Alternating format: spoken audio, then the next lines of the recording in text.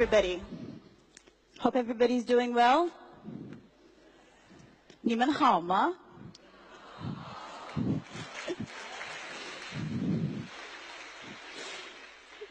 Lately, I've found myself a lot more comfortable expressing my thoughts in Chinese, so please excuse me if my line of thought isn't as well organized when I'm speaking in English.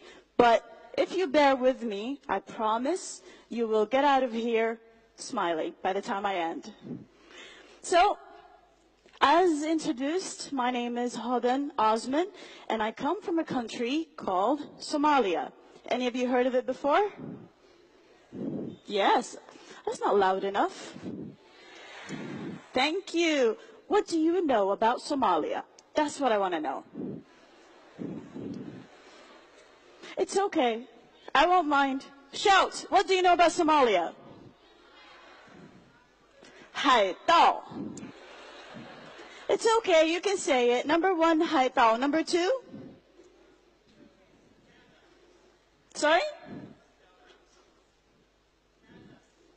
Very good. Okay, that's a lot of very good information.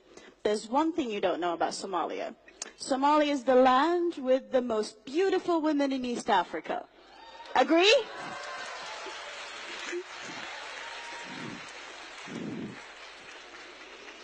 On a more serious note, Somalia is one of the most beautiful countries in East Africa. Only somebody who's been there would know. Because I also only found out very recently. I'm Somali, yes, but I was not born in Somalia, and I was not raised there. I went there at a later age to discover my own home. A home that I thought was completely different, because in the media, the Somalia I saw was suffering from drought. The Somalia I saw was suffering from famine. The Somalia I saw was suffering from civil wars. So like you, in my imagination, I thought that Somalia must be a terrible place to live in. To my surprise, that's not the truth. Somalia has one of the most beautiful coastlines and beaches on the African continent. Somalia has one of the most diverse and most beautiful wildlife in the African continent. Somalia has some of the richest farmlands on the African continent. And these are facts. I'm not saying because I'm emotional about my home country, but these are facts people know. Not a lot of you know about, though. Why? I study communication studies. I analyze media. I analyze film. I analyze content in media. And it's always surprising why the stories we hear in the news, in the films, are always sensational. They talk about the war, they talk about the pirates, they talk about the famine, they talk about the drought, they talk about everything that's negative. How many of them speak about the positivities that lay there every day?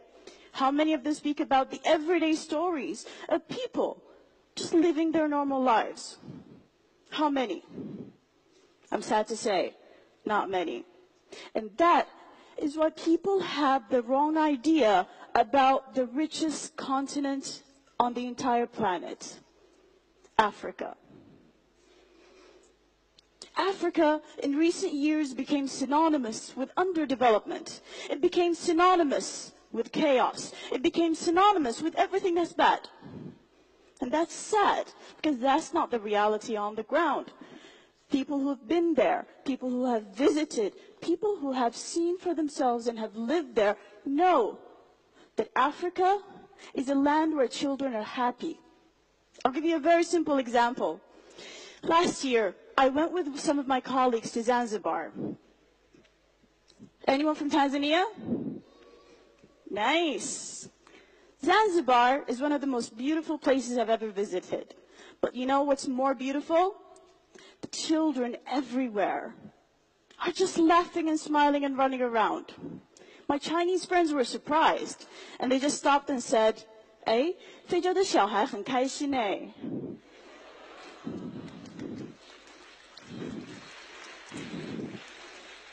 I'm like, of course, 他们很开心. Of course they're happy. They have a blue sky every day, right? It's true. They're not missing anything, and they don't know that they're missing anything. And that's the beauty of it. Now, we come back to what it is the reality in Africa today. Yes, there is lack of infrastructure connectivity. Yes, there is lack of technological improvement. Yes, there is a lot that's lacking on the continent. But that doesn't mean that poverty was Africa's destiny. I believe that poverty disrupted Africa's destiny. I'll give you a very simple example. In the 1980s, Somalia was the #1 exporter of bananas in the world. Would you believe that? It was the #1 exporter of bananas in the entire world. Somalia's bananas were amongst the most tasty in the entire planet. Today, we don't have anybody farming. Why? Everybody thinks there's a beautiful life in Europe, in America. They're taking boats, risking their lives, and they're dying because of illegal migration. Because they don't know what they can produce, the wealth they can produce in their own lands, right in their neighborhoods. They don't know the wealth they have. They only see in the media the high rises in New York and the beautiful streets in Paris. Wouldn't you also want to go there?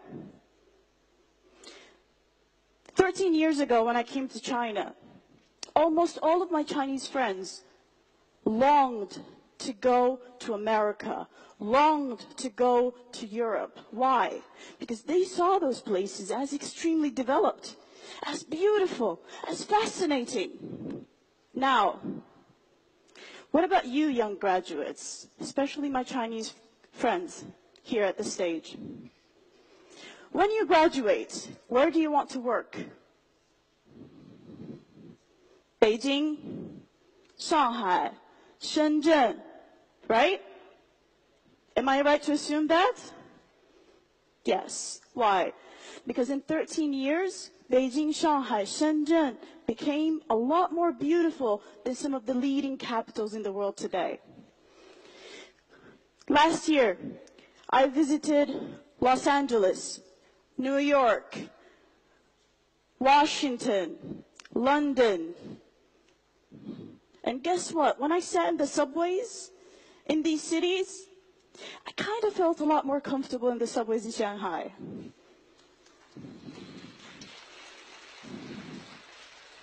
And that's the reality of development. It's a moving wheel. It's never standing still. It's always moving. So however you see Africa today, trust me, in 10 years' time, it will be completely different.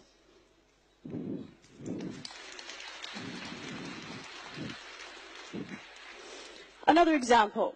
13 years ago, I came to China. My first stop, naturally, was Beijing. And then I was heading to the university where I was supposed to start my Chinese language. It's a city called Yangzhou. 烟花三月 下扬州, very good. Yangzhou is a beautiful city in Jiangsu province. Now, I took a train from Beijing to Yangzhou. It took me 14 hours. And I sat on Wopo. Do the young people in the audience know what that is? I think it's beyond your times, yeah? Maybe the gentleman in the front would know? Yes. Now, for me, it was the first time I take a train. It was fascinating for me how slow it was, how it stopped in almost every little town we went through, and how long the journey was. I couldn't sleep, although I was extremely exhausted. Why?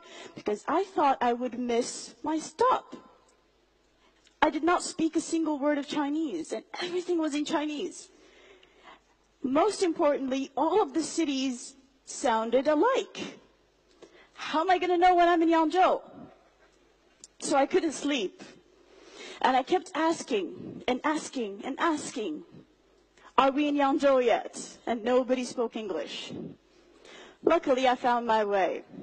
Now, what about today?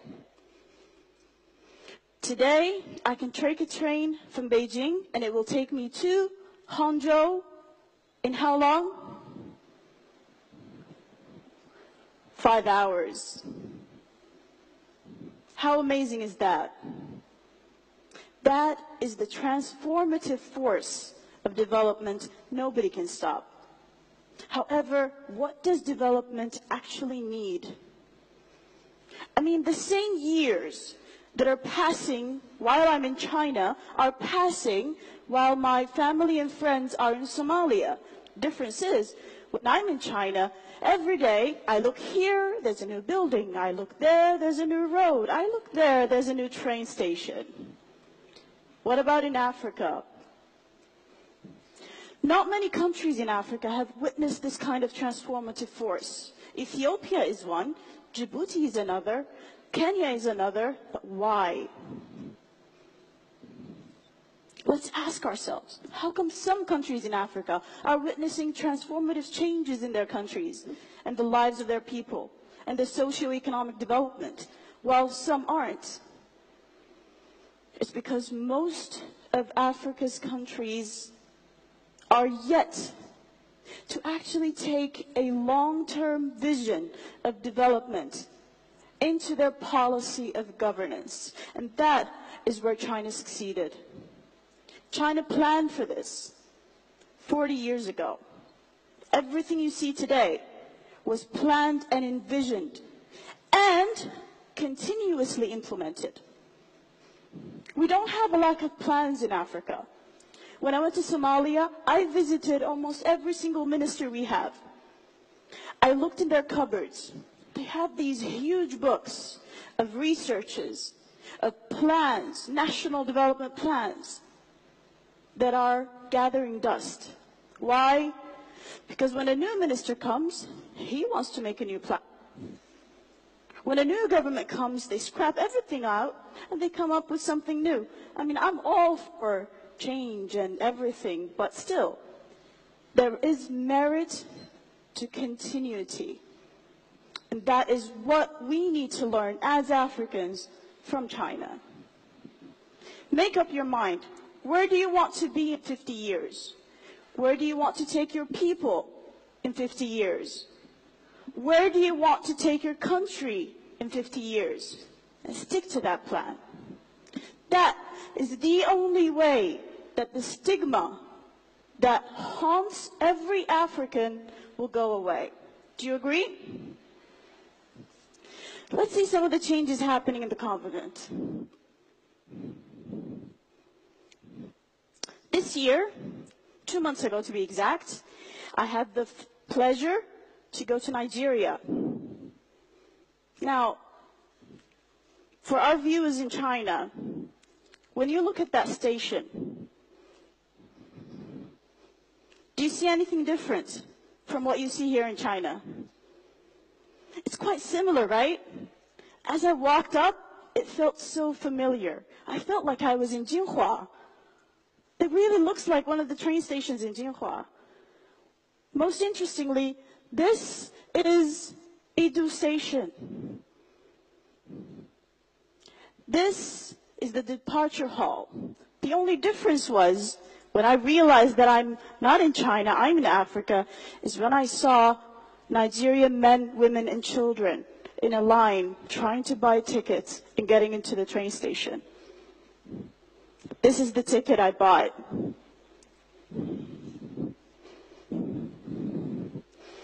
And this is the train track that I was about to travel on. And this is the train, made in China, for Africa. This train was completely filled. No single seat was empty. And it's like that 5 times a day, taking people in between Abuja and Kaduna. Its entire length is 186.5 kilometers, and it travels 100 kilometers an hour. When you're sitting inside, it's no different than when sitting in one of the old trains here in China. The only difference is the scenery outside. That is not China. However, this is the change that's happening. This is the change that's happening. And China realized one very important principle. We all live in the same world. We all share the same resources. They're not infinite. They're going to end. It is our responsibility to be responsible in how we use these resources. And it is our responsibility to ensure the quality of life people on this planet are going to live in. And all of that is embodied in one message. Something that's called 人类命运共同体.